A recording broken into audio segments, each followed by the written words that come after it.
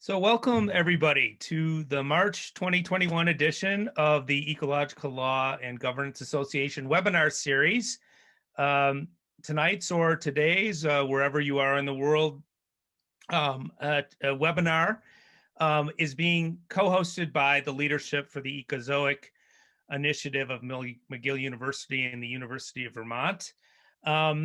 And today we're going to be bringing together two ideas and communities that are working to develop a vision and pathway to the future that is much different from the prevailing status quo.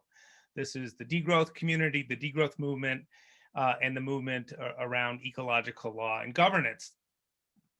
I've written in the past that ecological law is the natural complement in law to the degrowth movement. And today's webinar is about examining how these two movements actually complement each other, whether they do, how they can reinforce each other, or whether they are already. Certainly, there is an ongoing discussion about similarities and differences between ecological economics, which echoes with ecological law, and degrowth, and on whether the similarities or the differences between ecological economics and degrowth are more important. So we'll see what tonight's dialogue tells us with regard to degrowth and ecological law. The aim of this webinar is to have some fairly short opening remarks, but in true degrowth style, really focus on having dialogue and discussion among our panelists and all of you who are joining us. And I'm pleased to be joined on the panel by Melissa Gorey of Eco-Justice in Calgary, Alberta, Michelle Maloney from Griffith University and the Australian Earth Law Alliance in Brisbane, Australia, and Sean Sellers, who I believe is somewhere in the woods of Eastern Ontario. To prime the dialogue with some opening thoughts, we are people who have given the relationship of law and degrowth some thought, and so we're eager to share some sort of big ideas that will then prime the things for the discussion. And I'm going to start by sharing my screen and showing you some slides.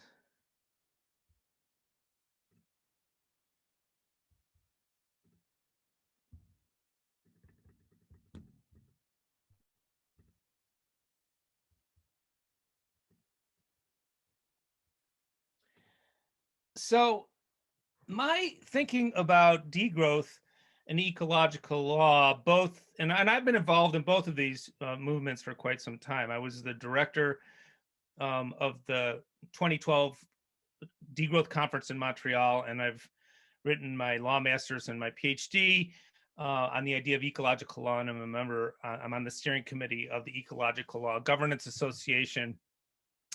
And my thinking of both of these concepts really comes from these clashing narratives between the prevailing, dominant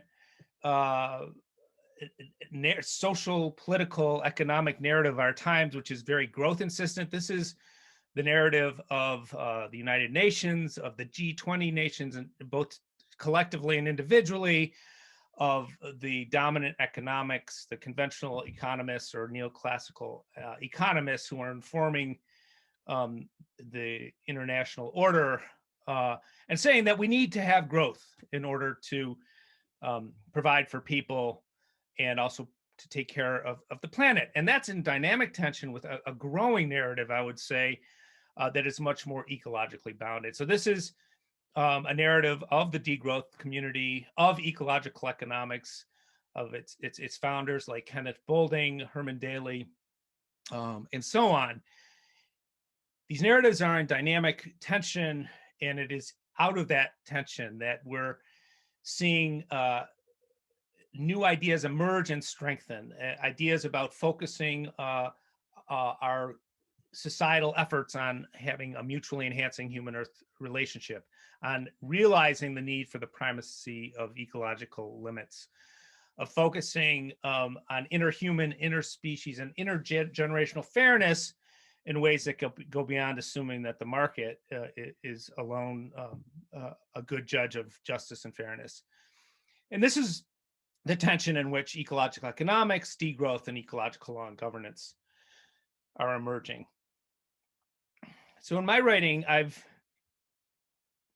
identified some key features of ecological law. This is a list that is still developing. I welcome ideas on what should be added or subtracted or changed about it, but here are some key features and core ideas within ecological law: that humans are part of Earth's life systems, that ecological boundaries around our socio-economic spheres need to have primacy, that law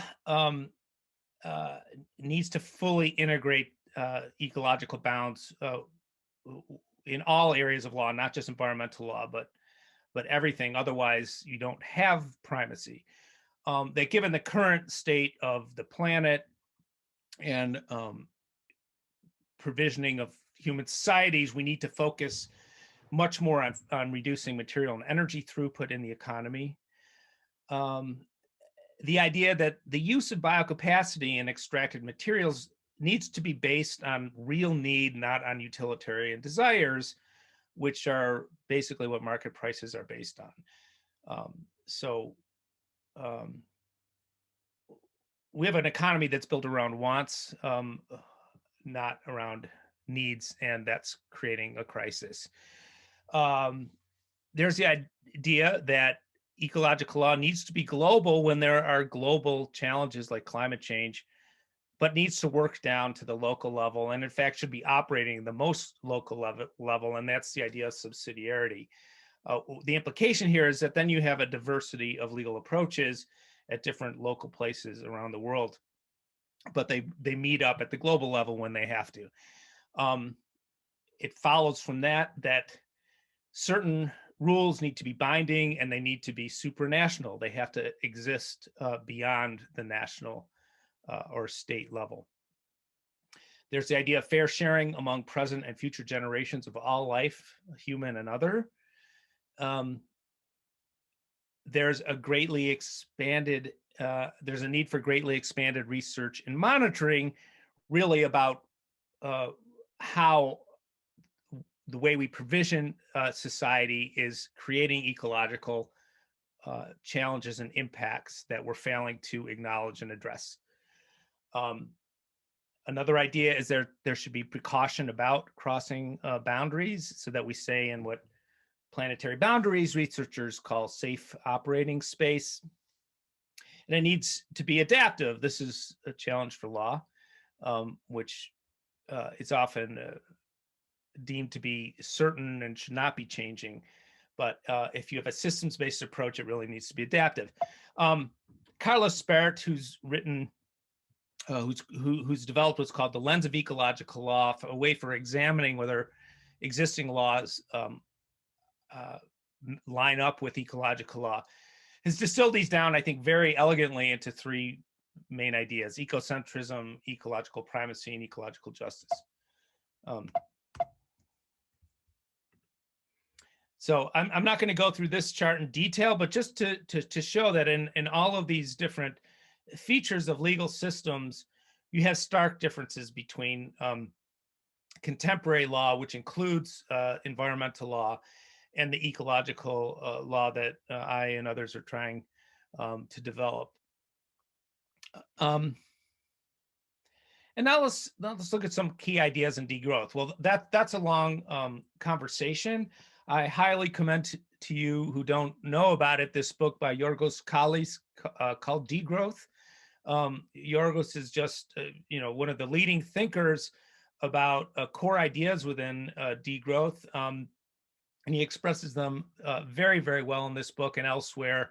So he's identified these 9 features of degrowth: ending exploitation and moving towards more egalitarian systems, direct democracy, localized production rather than remote production, sharing in the commons and sharing of all kinds of things, the provision of relational goods, so spending a lot more time on and value on friendship, love, healthy relationships, and so on.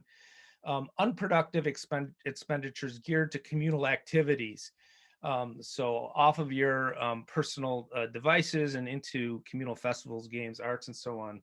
a much greater focus than in our dominant systems on care, a lot of diversity, and a basic value of decommodification.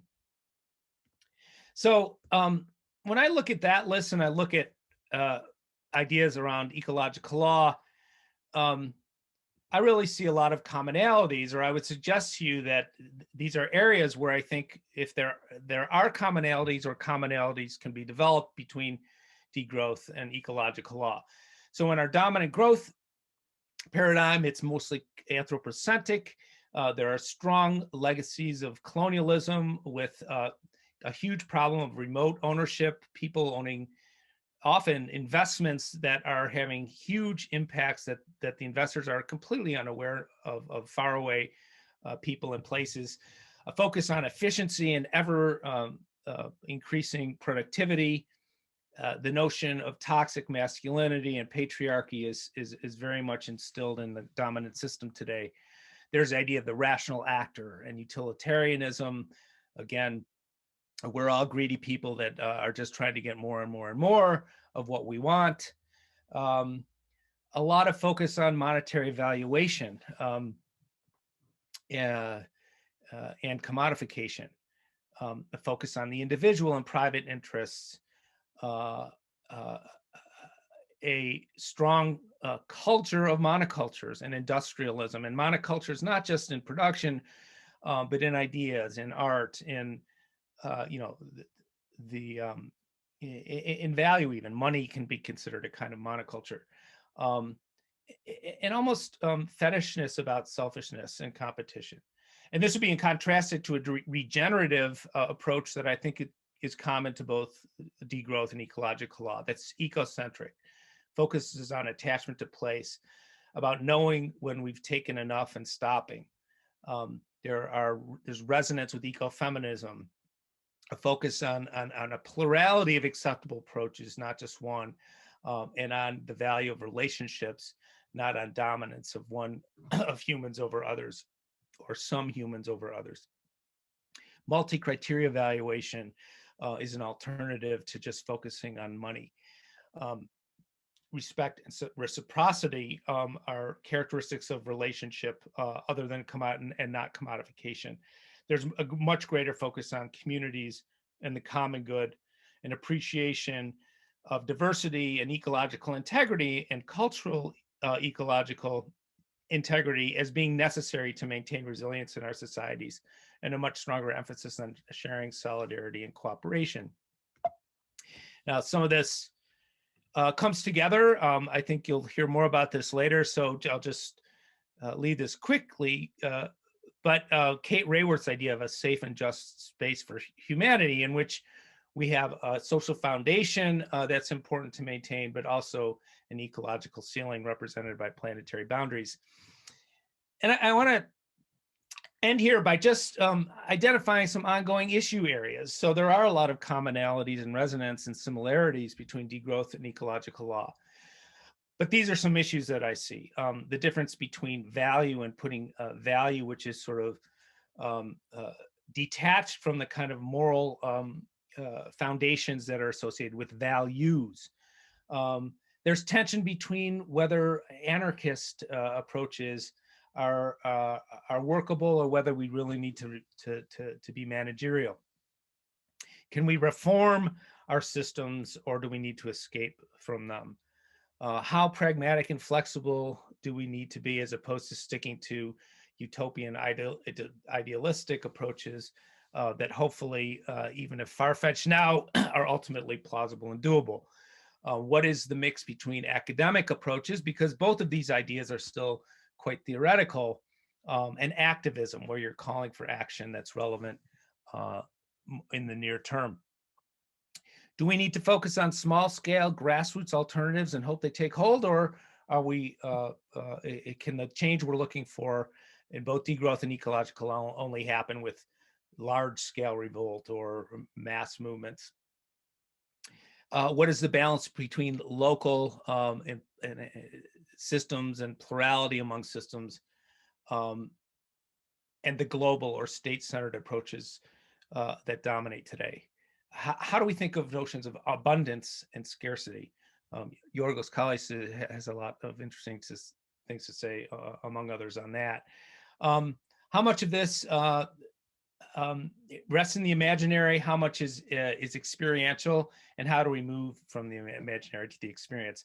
So those are some big ideas. That was my plan here today. I just want to wrap up here with an invitation to all of you listening. I am working on a blog post, and in an effort to make this better and to develop ideas with many minds and not just mine, I'm working on this blog post, and I invite you to comment on it. So if you, I'll put that link in the chat as well. But if you click on the link, you'll see this this post. I've opened it up for anybody with the link to give comments, and I very much welcome those. This is a blog post that should get published in April, May, June. So there is time to have some input on that. That would be very helpful, and I would appreciate it. That's it for me. I am now going to turn things over to Melissa Gorey to give her opening thoughts. Great, thank you so much, Jeff. And I'm just going to attempt to share my screen so that I can show you my presentation. And I really appreciate that great overview that allows me to skip some of my slides, essentially. So that is always a good thing. I'm going to start from the beginning. So yeah, hi, I'm Melissa Gorey. I'm here kind of wearing two hats. I am the law reform manager, which is with EcoJustice, which is a national nonprofit here in so-called Canada or Turtle Island. And I'm also working to complete my Master of Laws degree through the University of Calgary. And so I bring both those perspectives to this conversation today. And I just wanted to start off with kind of acknowledging the land on which I stand, because I live and work on Treaty 6 territory.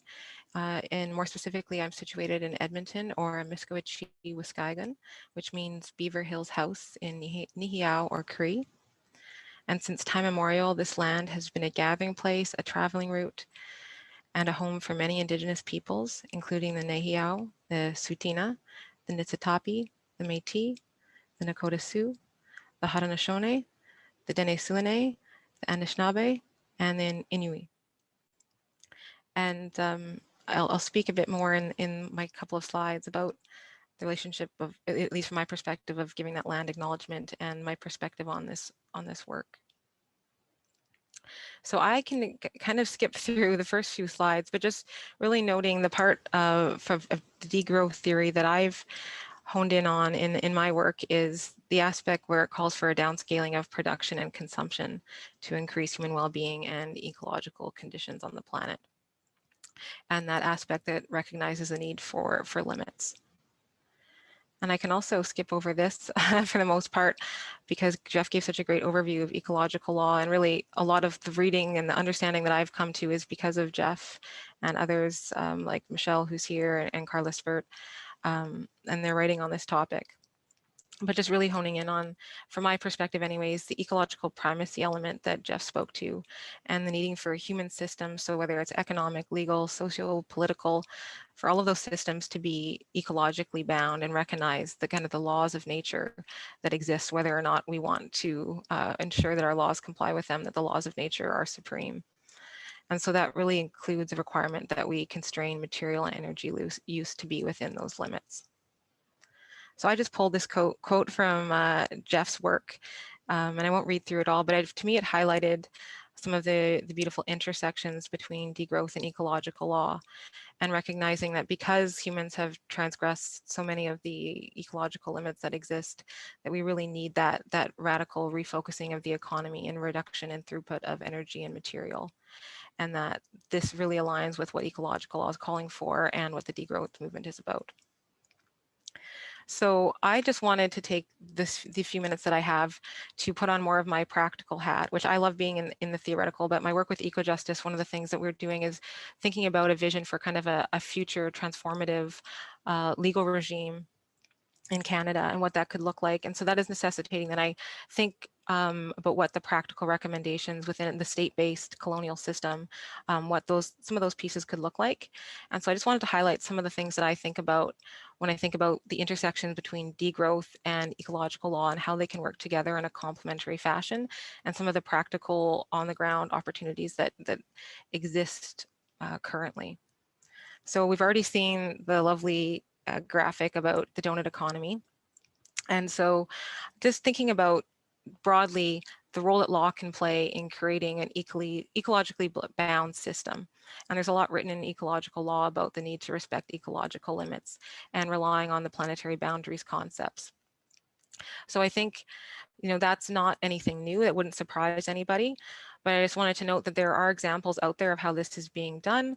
In the UK, there was a Sustainability Economy Act that was proposed a few years ago that kind of took the notion of planetary boundaries, and we're going to create long-term targets for various of the 9 planetary boundaries that have been determined by Western scientists, and breaking those down into legally enforceable limits. We also see that in the climate context in the UK and various other jurisdictions where they've actually enshrined long-term climate targets and then 5-year shorter-term carbon budgets. And currently in Canada, my organization has been actively working on legislation that has now been tabled in Parliament, the Canadian Net Zero Emission Accountability Act, that takes that approach to some extent. Not saying it's a perfect piece of legislation, but it's a start to recognizing the need for limits and based on science and Indigenous knowledge. I also think it's interesting to think about the donut economy piece, and I know Jeff is doing some work on that with his colleagues of looking at how you would potentially enshrine that legally. And there's an example in Amsterdam of how that city is trying to move forward with some of that. And then so the next piece I wanted to talk about quickly is developing new measures of well-being, or quote unquote progress. And because for me, looking at ecological limits and boundaries conversations, it's all well and good to create these limits or these confines.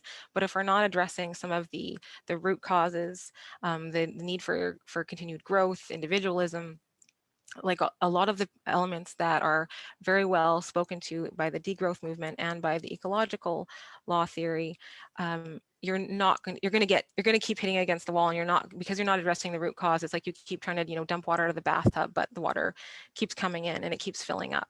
And so keeping in mind the overarching goal of staying within the limits, the next few things I'm talking about are really about how do you work within that system to ensure that those limits aren't reached, and getting at some of more of those root causes. So obviously changing the whole economic system and going from a pro-growth mentality is a huge task, and there's lots of ways you could tackle that. One of the things that gets me kind of excited is the work around developing new measures that aren't focused on GDP. We probably all know here that GDP is really a way to measure the amount we extract or take from the environment. You cut down in a forest and it's good for GDP. So we all recognize both these theories recognize the need to move away from that. So I'm interested in thinking about some examples of how we're moving towards other metrics of health and well-being for people and planet, and the role that law can play as a tool to not just be in service of whatever the economy is or the model is, but actually be used as a design tool, which Kate Raworth of Donut Economy speaks about very eloquently, as a tool to help transform the economy through law. And so there's a couple of there's lots of examples out there. Actually, I have a memo that has been prepared that's quite long on the various opportunities. But just want to note that even in Canada federally, one of the joint mandate letters for Finance and Ministry of the Middle Class is the intention to work towards incorporating other quality of life measures into decision making and budgeting. So the federal government in Canada is supposed to be looking into this and doing something about this. And I just want to note, some people might think, well, what's the role for law there? If you look to New Zealand and their reforms under the Public Finance Act, they actually use legislative tools like budgeting, reporting, and enforcement to ensure that it's not just, we're going to say that we care about Indigenous rights or equity or, ecological limits, and you just kind of float that out there as concepts, but you actually enshrine them in your budget. You make sure that there are tools involved to make the government accountable for complying with those overarching goals. And so I think there's a lot of opportunity for law there. The third one that I'll talk about is regulating consumption, which I know is near and dear to the next speaker's heart, Michelle Maloney, and I took a lot of inspiration in my work in my thesis on her work on consumption. And it kind of took up a few years of my life thinking about this piece. And so obviously we need to address the bigger root cause of the economic system. And I would argue, and many do, that consumption is really just a function or a symptom of an economic system that necessitates and requires increasing production and consumption. So really, I get the point that consumption in and of itself, just regulating consumption, does not get at the root cause, but I think it's part of a suite of tools, and especially trying to chip away at a bigger system. I think it's interesting to look at the ways that the law could be used to get at that consumption angle that both degrowth and ecological law recognize as necessary. So I won't run through all of these, but just, things like single-use bans is an example, carbon tax, banning advertising to remove that driver for buying more, having more, right to repair legislation, planned obsolescence. And the ideas of circular or sharing economies, I think, is also tied up in ways that we can reduce consumption by being more based on reuse and communal cooperative use of resources. I threw this one in here. I won't talk about it much, just to flag nibblies in your head because I don't want to take up more time. But I like to think about kind of chipping away at the economic system and the role of law and the issues of, being more distributive and regenerative, and the role that, property law, corporate law, investment law has to play in propping up the current economic system. And one of the things I love about the ecological approach is the recognition of a systems-based approach being necessary. And so not looking just at like environmental law in a silo, but all of these very important other parts of law that are very powerful. And so I've taken note from what Jeff and others have written about, and nibbling away at, there are probably ways that right now we could start to advocate for changes that move us towards more of a communal stewardship approach that recognizes Indigenous sovereignty over land, repurposing corporations, and the way that we allow wealth to accumulate into the hands of a few, and how that feeds more consumption and more growth. And so supporting some of those transitions, I think, are important to think about. And then finally, I just wanted to note something that is kind of where my transition in my personal research and in the work that I'm doing with eco-justice is really just being called to think about issues of colonialism generally, specifically in North America or Turtle Island, and obviously in Australia, New Zealand, settler colonialism. And that obviously degrowth and ecological law do a great job of calling out the pro-growth capitalistic mentality and base, and the liberalism and individualism that's part and parcel in that as part of the problematic. But I just wanting to recognize the intertwined nature of that with colonialism that isn't necessarily always brought to the forefront. And I'm just mentioning a scholar who Alfred's description of colonial capitalist enterprise, and that you have to think about how they are both inextricably linked. And it's not just a historical thing, but it's an ongoing current issue that settlers have to be accountable for, and that legal theorists, academics in general, we all need to be accountable for as settlers on these Indigenous lands.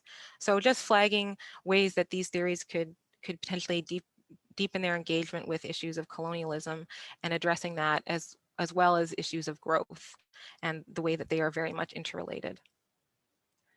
So that was my whirlwind way we we fix all the problems. No, and obviously recognizing that that is very much focused on state-based colonial legal regime and speaking to government power as a way.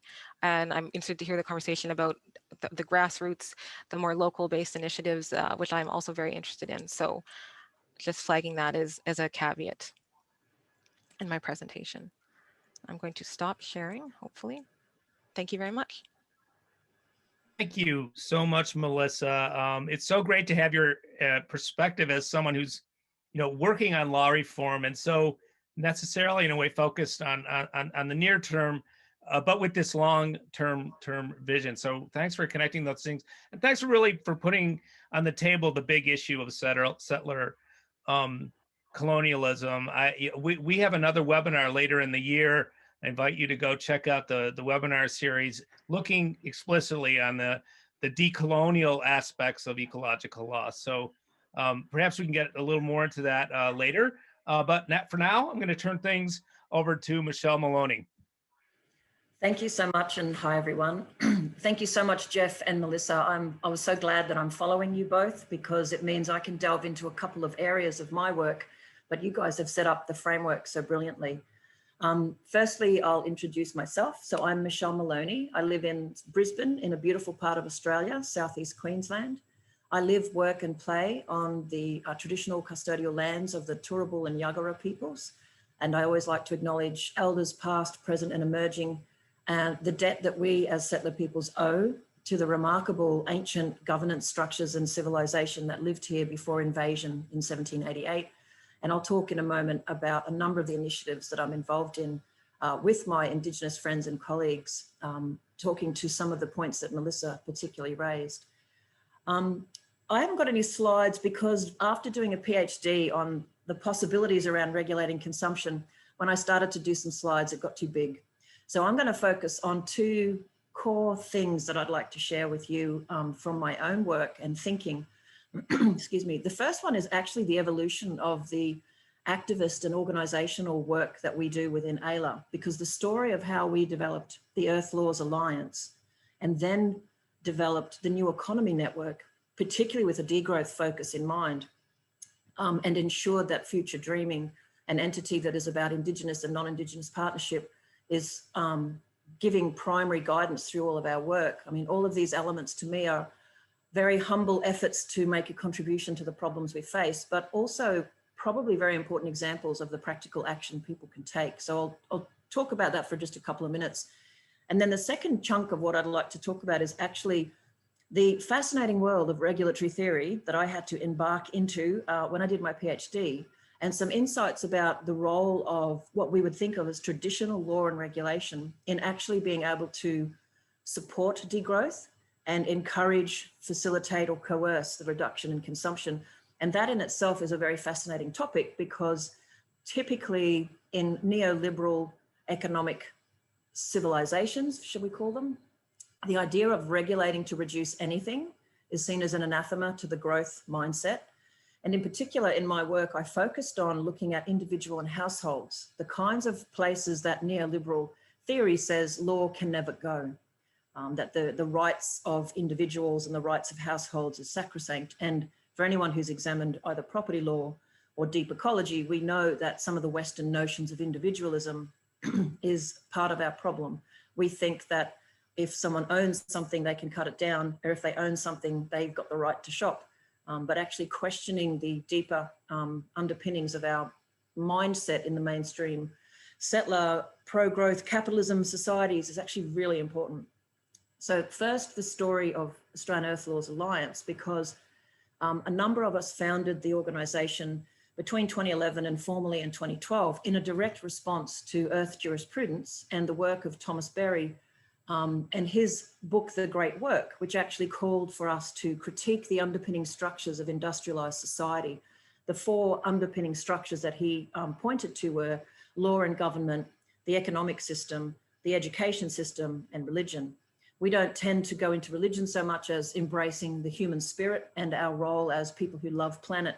But other than that, the work of the Australian Earth Laws Alliance is multidisciplinary, because we recognise that systems change can be approached from all manner of different directions. But for us as lawyers, we were interested in how we change the fundamental roots of Western legal thinking around property law, and challenging a whole range of notions about the destruction of our place in Australia. And then the economic system, obviously. And the only reason I wanted to mention our journey of developing the work we did was the story of how we try to encourage people to think differently about the growth mentality has been a very interesting learning experience. When we started with Earth laws and looking at rights of nature, and back in those days, there was no such thing as legal personhood for nature. That's emerged joyfully from the New Zealand example and been embraced. But what was very interesting is that most people absolutely get an earth-centered way of thinking, but they've no idea where to start. And most people seem to still live fundamentally in their own silos, whether it's their own cultural biases or their own professional biases. So in terms of achieving discussions and action around degrowth, we found that it was helpful to focus particular discussions into the legal profession and to focus particular discussions about the economy in a very different way. And that's actually why we created the New Economy Network Australia, which has been quite a delightful 4.5-year journey, and now has more than 4,000 people connected to the network and many hundreds of members. neweconomy.org.au. It's all about building an economic system that's socially just and ecologically healthy. And of course, under that, there's all manner of diverse activities. And as part of that, we're working with WEAll, the Wellbeing Economy Alliance International, to start reframing a lot of the stuff we're doing in Australia to focus on well-being. Because what's interesting is we started building NENA in 2016, and there was a much more fractured approaches to how we change economic systems. But what's really awesome is the growing acceptance of well-being as, quite frankly, a simple framing to challenge capitalism. And that's a huge relief to someone as old as me who's been watching the discourse for quite some time. So all of that is, the journey is important, because if you want to be an activist and you want to help make change, then you really have to find your own place and your own way of doing that work. Future Dreaming Australia is a partnership between myself and other non-Indigenous folks and Indigenous elders. And we're using Future Dreaming to promote cross-cultural ecological sharing and knowledge gathering, but also to inject decolonizing processes into all of the other work. So very quickly, with the time I have left, and I can do this in 4 or 5 minutes, when I did my PhD, I was very, very fascinated with the idea of how do you change the culture and reverse some of the capitalist mindset in countries like Australia that are so consumer obsessed. And so what I tried to do is find a way into traditional legal approaches to see what's already happened. I am really glad that I followed Jeff and Melissa in the speaking order, because they've covered off a lot of the theory and the big picture ideas that are really important to the work that I did and that were in my PhD. But just quickly, what I wanted to share with you, what I think are very hopeful stories of how people are absolutely willing to reduce consumption, to engage in a journey of changing behaviors if they understand why and they have good leadership, and somebody somewhere is keeping track of the change that's happening so people understand it. So very quickly, what I looked at in my PhD, and the 2 core elements I'd like to share is, number one, particularly when you start delving into regulatory theory, a lot of regulatory theory is almost value neutral. Nowhere in Australian regulatory theory is there ideas of a benchmark for social health or ecological health. A lot of regulatory theory is so caught up in exactly what Melissa and Jeff were talking about and why ecological law is emerging. Regulatory theory is fundamentally about some social impact assessment, but very much cost-benefit analysis, the impacts of regulation, the way you can get your average economic rationalist white man, which is what they've based the reasonable person on, to do certain things or make certain choices. What's really cool in regulatory theory is the emergence of, behavioral and psychological studies connecting to reg theory, and even Sunstein and others looking at nudge, which was kind of an effort to look at how do we nudge people in the right direction when you have governments unwilling, completely unwilling, as they are in the federal level in Australia, to make the kinds of regulatory approaches necessary to reduce consumption and change society. So number one, regulatory theory is in fact a space where, if anyone feels excited about it, there's a lot of opportunities to write about an ecological regulation idea and how we actually use a values-based approach to changing what reg theory can do inside either government or other spaces. And then the other thing I wanted to mention is the case studies I looked at to find these. I was kind of trying to be grounded, not just hoping for change, but trying to document examples of where change was possible. And I looked at individual and household regulation because it's the toughest space theoretically in Western societies to regulate behind the closed doors of your private home. And the examples I had were an extreme version of regulation for household water consumption during the terrible drought in the early 2000s in Australia, where the city of Brisbane was down to about 14% of water and looked very close to running out of water. And it was a terrifying time to live in the city. And it was a phenomenal regulatory example of the state government literally taking control of some of the local councils' water use, water data collection, and being able to develop literally a weekly campaign telling people very specifically what they could do to be a part of the solution, and giving strong, what we call informational regulation, to give feedback about how well everyone was doing. We had massive billboards telling us, you know, how things were going. We had regular media reports about our water consumption, and everyone was in it together. And when you read the case study, it is literally one of the most perfect examples of regulatory collective responses to reducing our consumption of something. And then the other two examples, which I won't give much info about, was the very first plastic bag ban. It seems a bit blasé now, but the very first plastic bag ban in Australia was done by the South Australian government. And again, it was a really excellent regulatory response to a purely environmental problem. It wasn't even just about human beings being better off. It's a great example of people making those choices. And then the final one is actually recreational fishing. Sounds weird, I won't go into it.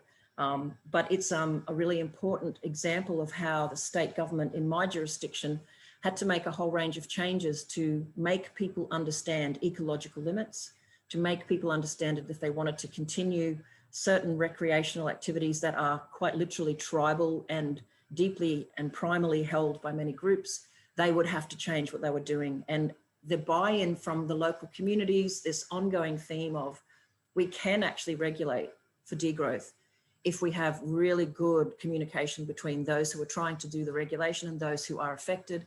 And then there's a whole bunch of other regulatory things that I won't bore you with.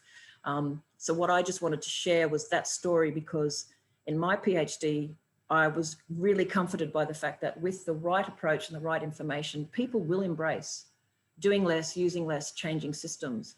But it has to be done in a way that pushes back at corporate misinformation and attempts to stop the reduction of stuff. And in each of those situations, there were brilliant examples of strong government regulators doing exactly that, gently, compassionately working with their stakeholders and continuing to demand that things change.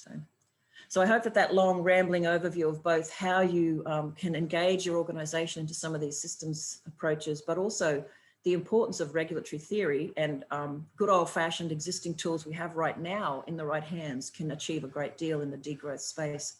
I could talk about this for days, but I'm already over time and I'll be quiet now. Thank you so much. Thank you, Michelle, for adding another element in here. How do we reach people? I mean, part of this, I think, is like you said, persuading people to be regulated or to regulate themselves in a different way. So a lot of good food for thought there. Let's turn now to Sean Sellers. Before we do that, though, I do want to say I know that some of you are following this on Facebook, and we are receiving your comments and questions. Please do post those when we finish. When Sean finishes up, we'll open this conversation up to some of the questions that were posted in advance and have been coming in the chat. So Sean, please tell us what you're all about and what you think of degrowth and ecological law. Hi, thank you. Those were great presentations. I am really glad to have had that introductory framework laid out so well, because I am going to circle around a lot of parts of it because well, first I'll say I'm Sean Sellers. I'm with the leadership for the Ecozoic project at McGill University. I come at this from ecological economics, and I'm really pleased about this conversation because whatever research direction I look, I find that thinking through the state to be much more important than I originally thought when I began my work. I'm a PhD researcher in social ecological trade theory, and I spend a lot of time thinking about trade governance for degrowth, post-growth, steady state economies, and that requires thinking about states and international governance institutions. And I realize there's still quite a lot of thinking to be done around theories of change and what the role of states and institutions are in a future where we take the IPCC mandate for system transformation seriously. I am quite guided by the question of what the institutions of degrowth look like. But as much as I spend time thinking about translocal and global governance regimes, I also live on specific land and do work on this land. And I am connected to the specificities and scale of local places that degrowth prefigures as integral to governance. I talk to you from where I live on unceded Algonquin territory near Algonquin Park in Ontario, Canada, which is under the Dish with One Spoon Treaty, a legal agreement meant to manage the needs of Haudenosaunee and Anishinaabe and the land itself. The Dish with One Spoon Treaty predates colonial treaties and defines responsibilities and rights between First Nations, while affirming sovereignty and jurisdiction, and also defining relations to land and ecologies. So it presents the great dish of the land we share, and in the dish are all the plants and animals and fish and creeks and lakes and trees and everything that's tied to meeting our needs and well-being. And this treaty managed what we might today call the commons, so that this was a regenerative space. You didn't take too much, you left some for others, and you cared for the dish to preserve the regenerative properties. I am a settler researcher, still learning about this land and this treaty specifically, so I might not be representing it as well as it could be done, but I wanted to bring it up because of its precedence on the land where I am, and as it is also to me very much in line with the principles of ecological law and relevant to our discussion today, because we are confronted with working in Canada, as in many other settler states, within lawscapes supported by colonial state structures. So even as I engage with land as an abstraction, as it is intentionally becomes abstracted in trade theory and in trade itself, I am, as a researcher, grounded like quite literally in a land under a lawscape that is specific and ecological. Of course, on top of that lawscape is the broad legal structure of Canadian law and private property. In addition to the larger governance scales, I'm also working in my community right now to explore land trusts as a way to imagine practicing a more ecological relation to land within the current state structures. One of the ways that land is abstracted is through its legal transformation into a false commodity, and land ownership becomes a site of defining the human and land legal relations. Private property being a relationship between people, but about land or objects. A land trust, on the other hand, defines a relation between people and land itself, and arguably the state, which of course permits the land trust as a legal status.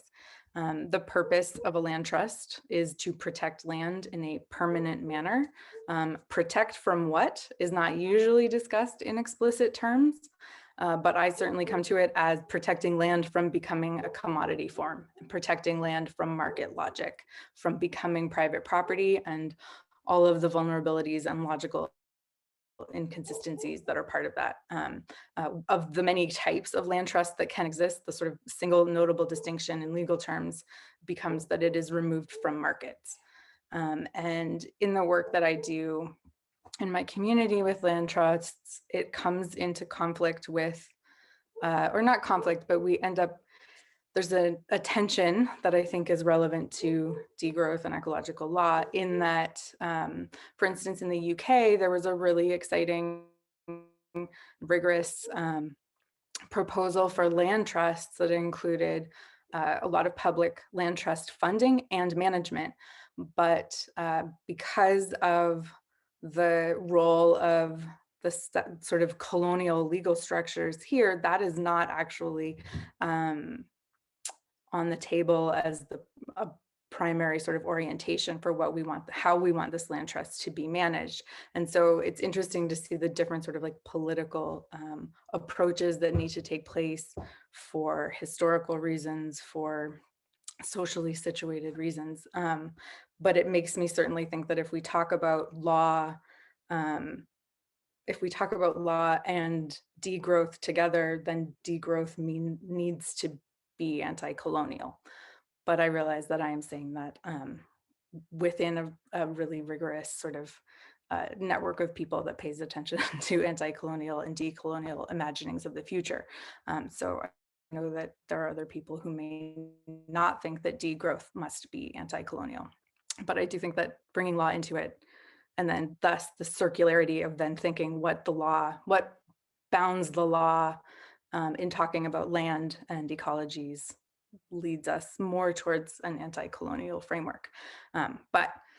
So I can go back and forth between whether or not I think it's possible to have degrowth without ecological law, but at the moment it seems pretty clear to me that degrowth does require a legal structure that's not dominated by private property relations, sort of in as much as it supports market relations, specifically because it is markets backed by states that are currently put forth as capable of governing the economy and environment interface through price signals, and that its prices in the markets, either state constructed like a carbon market or through the so-called free markets that set prices through demand relating to supply. I mean, there are a number of strong arguments about why you can't govern our relationships to ecologies with price signals, but the implication of this is that we must govern ourselves with something other than mere price signals and economic logics. Degrowth is then inherently about governance and imagining other forms of the state, because when we restrict the governing power of the market, something else besides markets has to govern that intersection of the economy and the environment. And this is the big question mark, and is then the most interesting question to me: what does the state become if it is grounded in ecological law? And I know that that was a bit all over the map, but that's because I haven't landed anywhere necessarily with all of this yet. And I'm really looking forward to talking to folks about it, because it seems like we've all been thinking about these things. Thanks. Thank you so much, Sean, for contextualizing a lot of the issues here, and around this idea of land trust, something that's very much immediate in what you're doing, whereas a lot of what we're talking about here can seem far off in the future. So that interface, can be quite bewildering. I know I'm going to share my screen with the questions that were sent out to everybody in the flyer in advance. Hopefully, many of you have had a chance to look at those and at least some of the questions we've received in the chat so far. Please keep sending those in. And then I know that, let me see. I know, Melissa, that you have to leave a little bit early. So there was one question that was directed at you about where do we start with law reform at the federal, provincial, or municipal level. And this is somebody who's living in Canada, although it would apply to other places as well. But let me cushion that as well, and so that you and the others can comment.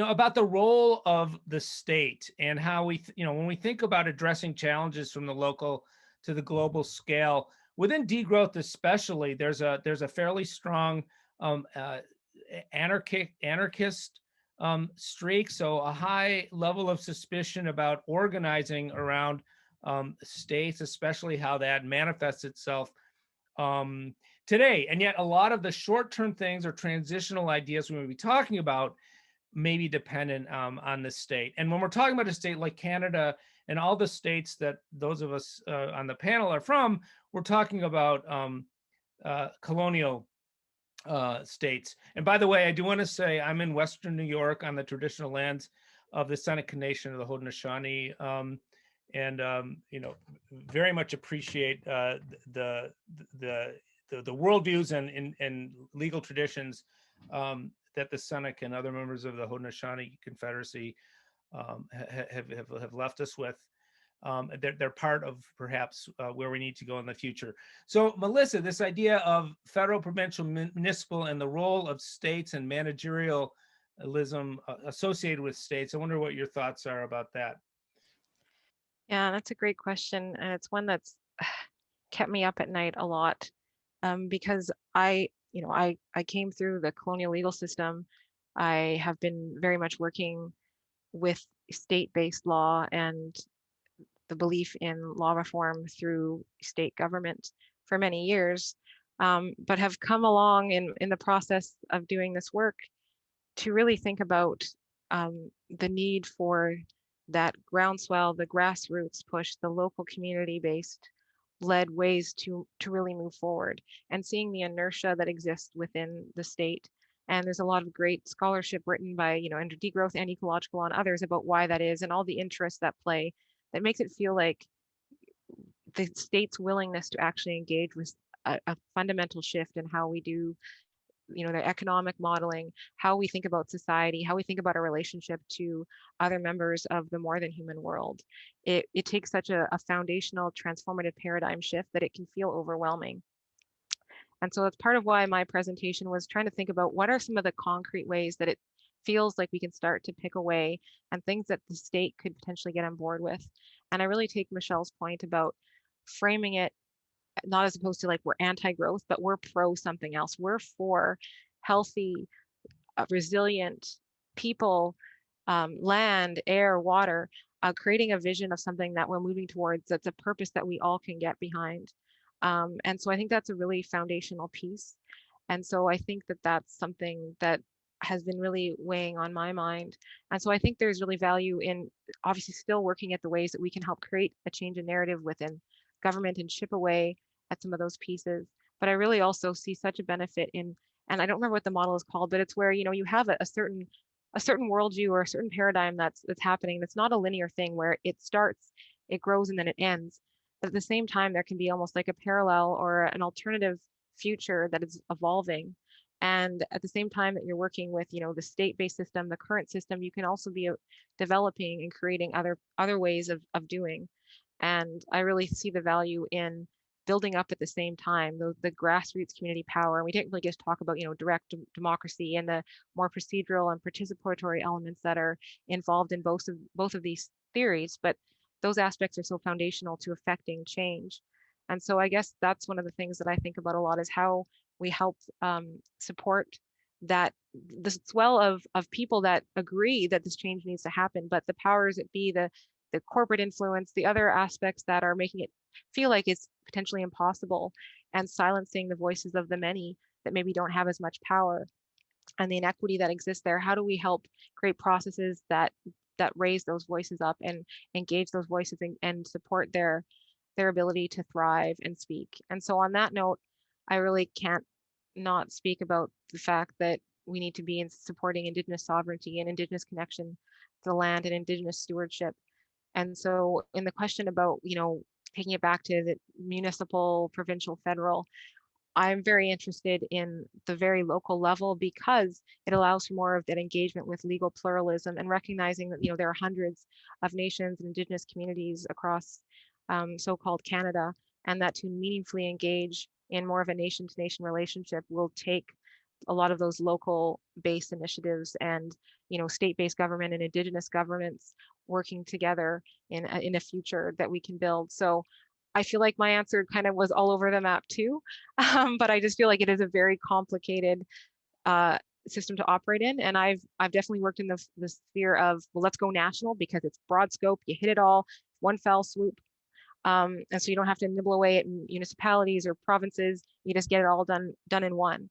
But I think the realities and the intricacies, especially when you bring in Indigenous sovereignty and decolonization, really speaks to the need to think about the power of the local level in how we work towards transformation of the law and the related systems that we have. Thanks, Melissa. It certainly is a tricky topic. Michelle or Sean, do you have something you'd like to add on this question? Yeah, perhaps just quickly from an Australian point of view, for those who don't know, we have 3 levels of government. We have the federal, the state, and local councils. Typically, we have a federal government that is extremely reluctant to be progressive, let's put it that way, to be polite. I agree with everything that Melissa said. I think the local is where all the really great action is. The local councils that we work with, but particularly grassroots civil society, they're making it happen. They're already doing it. I guess from my point of view, again, with the law hat on, if in Australia we had a progressive federal government, we could implement a whole range of ecological law and degrowth measures across a range of legal tools very quickly. And the big benefit, as we all know, of legal reform is trying to garner collective resources quickly. If we wanted, for example, in Australia to actually respond to climate change, and our federal government's led, as opposed to being part of a really terrible minority now of governments really in the pocket of mineral companies, we could enact a whole range of both financial, administrative, a whole range of legal structures could be changed very quickly. And I think that's the ultimate benefit to the big picture law. But in the meantime, certainly groups like Ayla, ever since we were born in 2012, we've had these recalcitrant governments, often definitely federal, often the state. So we've worked primarily with civil society to show and tell what's possible. And now, particularly through NINA, we're working with international colleagues to start lifting it to show the feds how many major organizations and businesses are interested in a well-being economy. So my short answer is use the splatter approach, throw everything at the wall and see what sticks, because we're running out of time. And every level has got something to offer. And if in doubt, when you're frustrated, go back to grassroots every single time, because people down there we are doing awesome stuff across all business. So. Thank you, Michelle. Sean, you were talking about the land trust. I think is sort of a space that brings a lot of these questions together. Anything more you want to add on this question? I mean, yes, I feel like there's, if we're like land trusts right now, to me are, if we talk like, are sort of like a interstitial sort of transformation, in that they operate within a space that already exists legally within the mainstream structure of the state, and that you can do something sort of radical with them, because what you are doing is removing land from markets. You are protecting land in a different way. You're defining relations to land in a specific manner.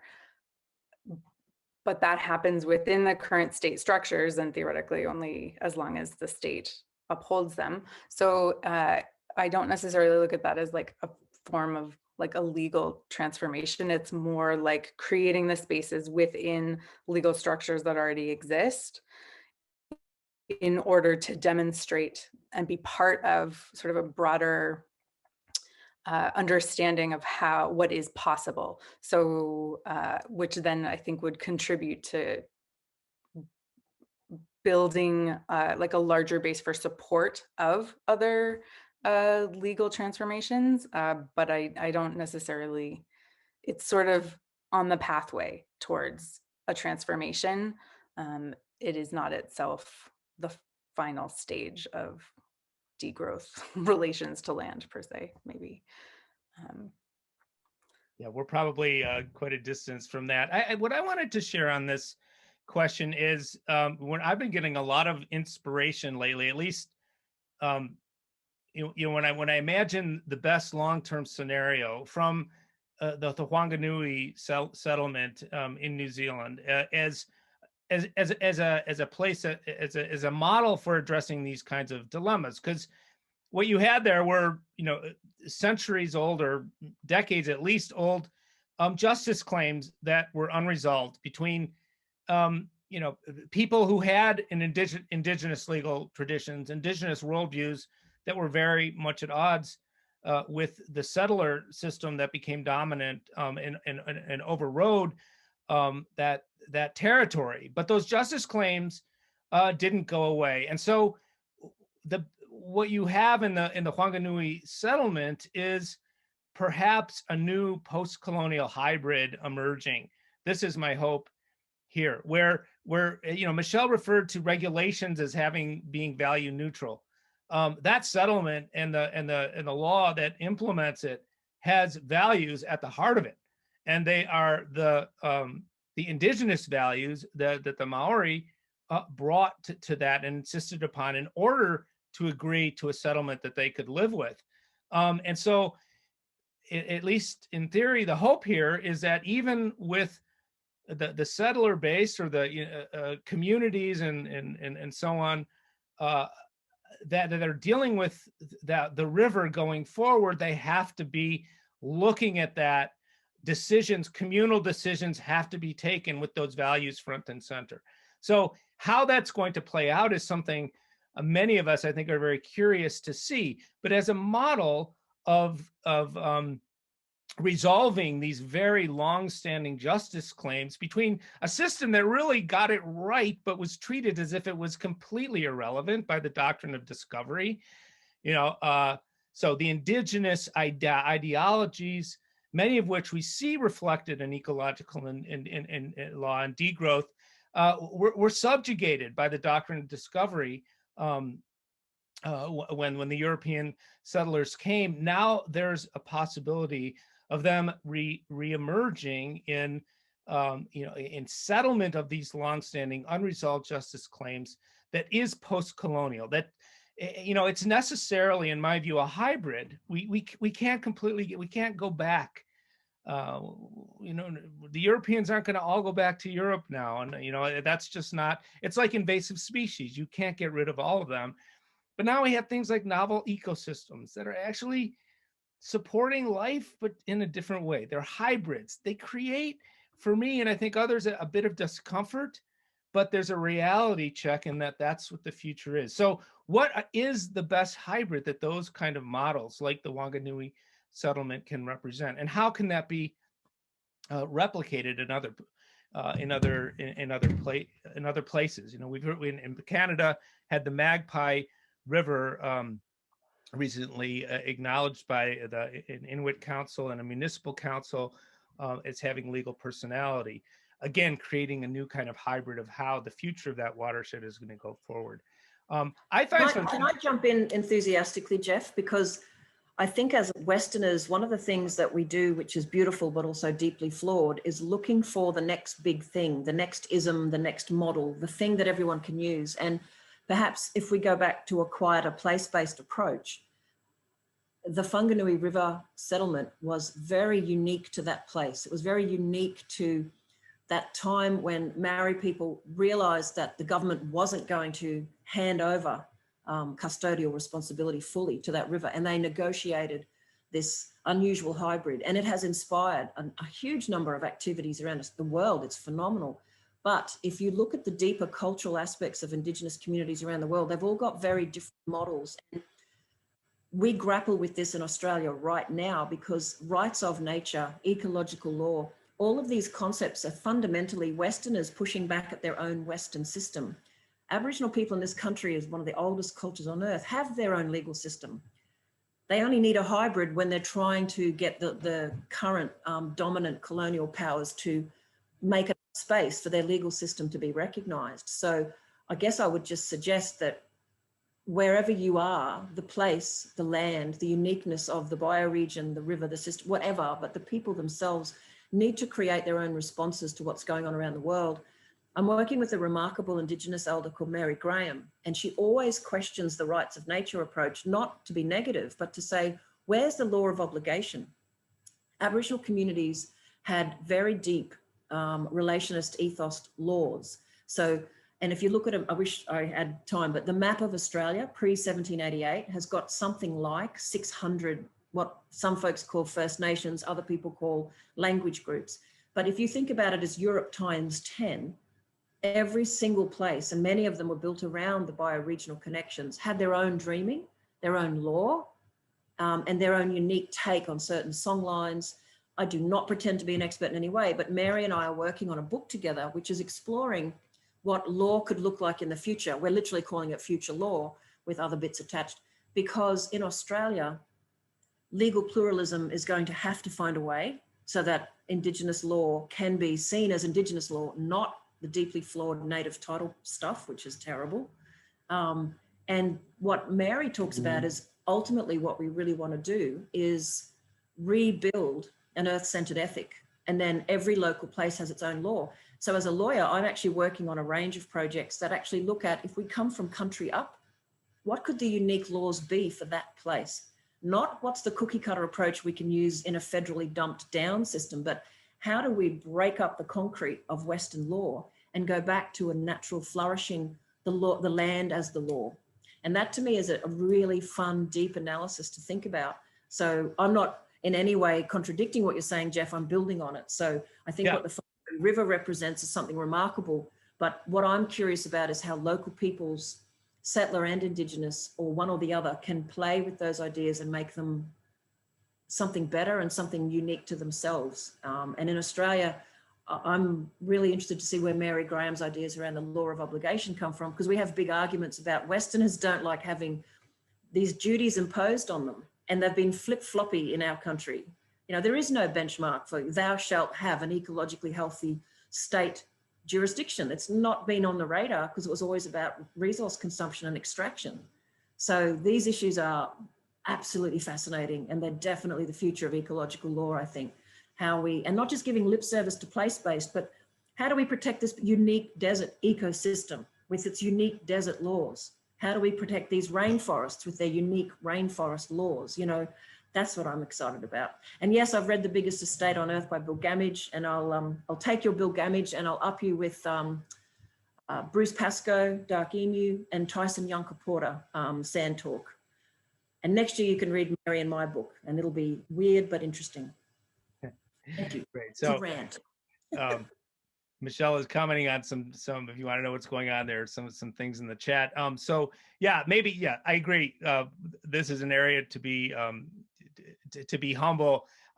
Maybe, you know, just back off, and that what is sort of recurring is the confrontation of settler societies around the globe against justice claims from a wide and diverse range of peoples and systems. If we can think, you know, the injuries here are not just to people, but also to whole ecologies. I wanted to give the chance to people who are listening in a chance, if you have any thoughts on this idea of how we sort of negotiate. I think what comes together here is negotiating what seems possible in the here and now, where we're starting from a very state-centered system, while staying true to these ideas of plurality, of giving more meaning to the many diverse places and people who occupy them around the world. You know, the balance to be struck between centralization and decentralization when we're trying to affect change. Is there anyone out there who has thoughts on that, or if not, we can move on to some other questions.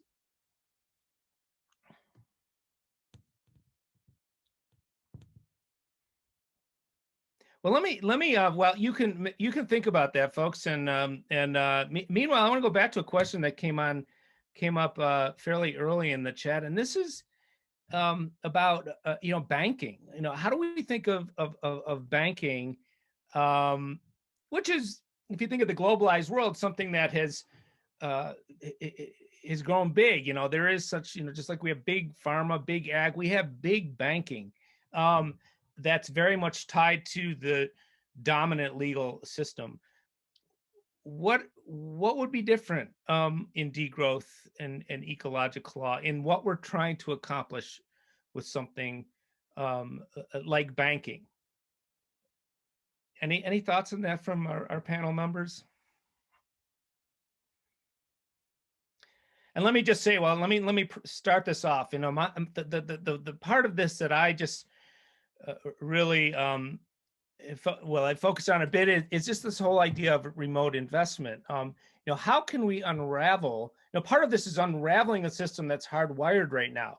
We have people around the world who have investments in either individual stocks or pension funds or anything, where that money is you know, is being placed in places that will give the best return. There's really not much that competes with that. If it's legal, it's fine. And what's legal is a lot of remote investment, say in unnecessary extraction, in exploitation of people and places that are far away and far removed. You know, the examples are many, many, many. We can talk of metal mining. We can talk about palm oil. We can talk about soy and ranching. You know, I read an article today about Brazil and producing beef for China, and also for McDonald's, and a lot of that is with illegal forestry. So there's a role in there for banking that maybe doesn't also seem obvious. So what we build under degrowth and ecological law, I would say, has to also involve an unraveling of a very hardwired system. Yeah, and maybe because no one else is jumping in and I'm a chatterbox, I could suggest that what we saw in Australia around the program or the campaign run by a number of awesome young groups to get people to divest their money from investments that support fossil fuels has been, I think, really hugely successful. And it really made people think about where their money's going into, whether a bank or superannuation funds. And it certainly made two of our already existing awesome community-oriented ethical banks promote themselves as this alternative to the kinds of investment that people really shouldn't be investing in.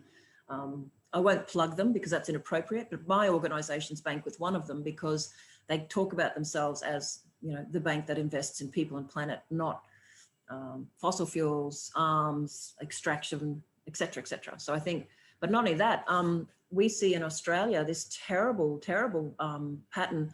They commodified the water markets here in Australia in, I think it was around 2010, 2011. And it saw corporations from other countries coming in, buying the right to water that has like allowed these massive cotton farms that are taking all the water from our precious darling Barker River, which is nearly dead. And it's really hard to regulate that once you've allowed these corporations in.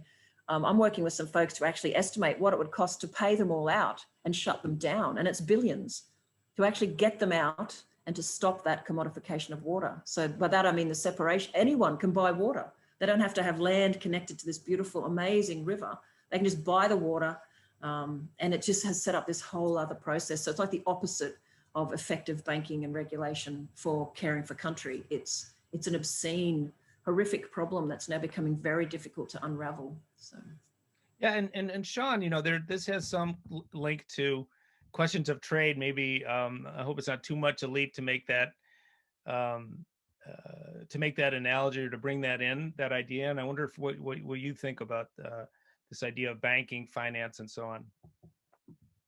Yeah, absolutely. I mean, to a certain extent, you wouldn't need ecological law to make some of the banking reforms that would be beneficial to ecologies.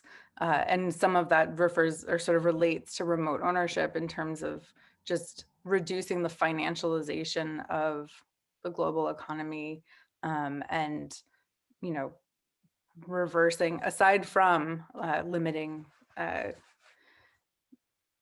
sort of like turning the production of new commodity forms through either derivatives and securities trading, or commodifying water, or commodifying different sort of like natural capital sort of forms. Even just limiting international capital flows, which are regulations that certainly used to exist and existed at times where there was more stability and well-being distributed across the global economy. And that would certainly slow down the velocity of money, which is measured in GDP. So to a certain extent, there's lots of things that can be done with trade that aren't necessarily ecological law and banking, but are still within the bounds of current structures. But I also do think that, I mean, just to bring it back to land trusts again, because that's top of mind, you know, land is the site of a lot of money creation. So talking about how banks create money and putting some parameters on that that are ecologically bounded so land trusts can potentially do that by resisting the ability of land to be a site for money, for debt money creation. by removing that from the market. That doesn't maybe necessarily create a net effect, but yeah.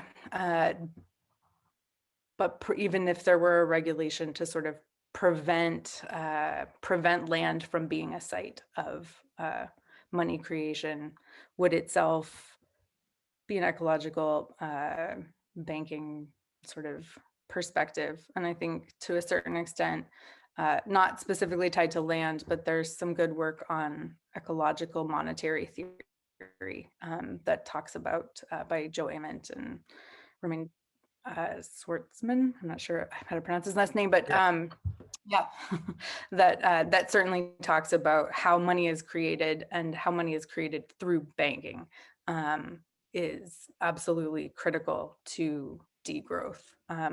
And they would probably have more to say about that in terms of what the ecological lawscape of that would look like.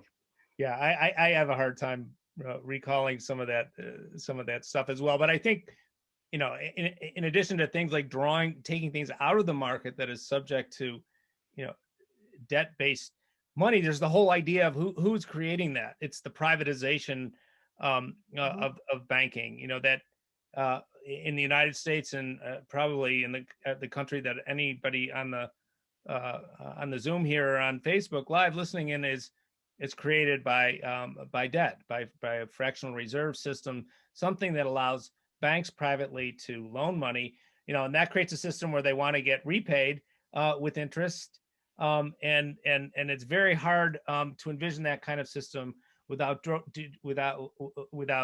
growth. So, you know, in the monetary reform movement, and I'm sure what our other friends in economics for the Anthropocene and leadership for the Ecozoic on finance have done is really question not only where's the finance going, but who's making those decisions. And you know, if we can bring this idea into the broader idea of moving away from privatization and more towards the common good or public administration of things that we cherish in common.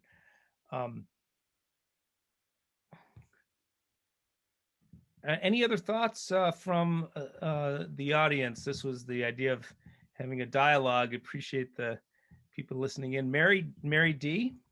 Mary, yeah, last name's Daraj. I'm in Quebec, Canada. I just wondered, I guess I really don't know what we're measuring when we're talking about degrowth. Are we talking about GDP degrowth? Are we talking about, what is that measuring?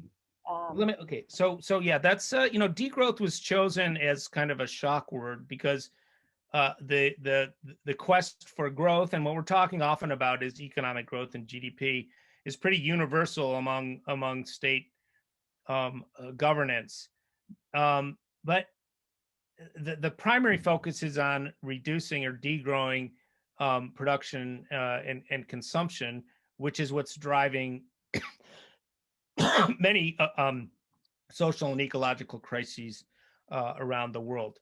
Now, that probably correlates as well to GDP. You know, just a comment about this. There's a running discussion. You know, why did you choose such an ugly word as degrowth? Why be negative about it when we're really talking about growing many things? We're talking about growing solidarity, cooperation, the commons, and many things.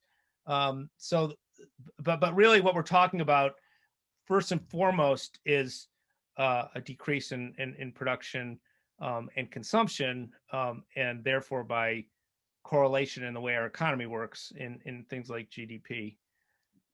And I had another comment. I don't know if everybody's seen the kind of that insane trade YouTube video, where something that was fish from Scotland was sent to China to that kind of where we're trading goods. Here in Quebec, only 35% of our food is produced in Quebec. yet we export 70% of our agriculture, and some of the things we're importing are the same products we're exporting. And that kind of insane, because of the subsidies, agriculture gets subsidies here in Quebec, and I'm sure the countries importing here, it's the same thing. It is kind of an insane. It's like a bad game of musical chairs or something, it seems to me sometimes, where you got milk producers in every country around the world want to sell more milk and more milk and more milk and more milk. They run out of places to sell it in their own country, so they have to find it other places. So now you have, the Trump was successful in eroding a bit the dairy system in Canada so that we get more American milk in Canada, I guess. I mean, it's a crazy thing. Now, Sean, this is right in your field. How do we stop that nonsense? Yes, that is a big question. I mean, part of it that is distressing is that it is clearly insane to think about that, but it is fully within the bounds of the logic of the economic system as it stands right now. I think it's like a strong indicator that there are some critical problems to it. And there's a lot of how to fix that. I do not yet have the answer about how that is managed, but I do think that some of the broader questions about like what is the role of the state and what are the role of markets well, nobody asked that question, but what is the role of the state in degrowth and in ecological law really has to do with, so markets become this sort of enforcement power, and especially at the global scale, the WTO, the World Bank, the IMF, these function as like global state institutions that manage that global economy and the enforcement power of the sort of like the state structure of growth. And so it sort of seems to me that to decentralize markets or deprioritize markets as governing resources and distributing resources quite inefficiently, as pointed out by the Insane Trade video, that to decentralize those markets as managing the resources through price signals, that then the requirements for degrowth are perhaps to envision transforming those current institutions enough that they can't prevent system transformation, to sort of degrow their mandate, and then so that institutions of ecological law can work, and trade subsidiarity proposals can work, and there can be more of a participatory process in making decisions about what the global economy looks like and how the global economy intersects with our sort of bioregional economies, besides using pricing. We had one webinar already about trade. I think we need to do another one. Sean took part of that. It was a great discussion. I think a lot of what makes these questions so hard, again, is that we're dealing with very hardwired systems around. The way I look at it, front and center, is the need to grow on a finite planet that can't afford to grow because of the ecological and social impacts of it. And yet there's no easy way out. So it is, the long-term vision of degrowth is probably almost certainly anti-capitalist.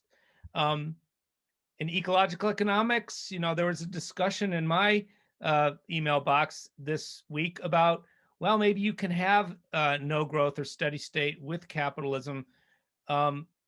Others saying no. So how much do you have to dismantle, and what are you left with and how do you get there. It's an ongoing discussion.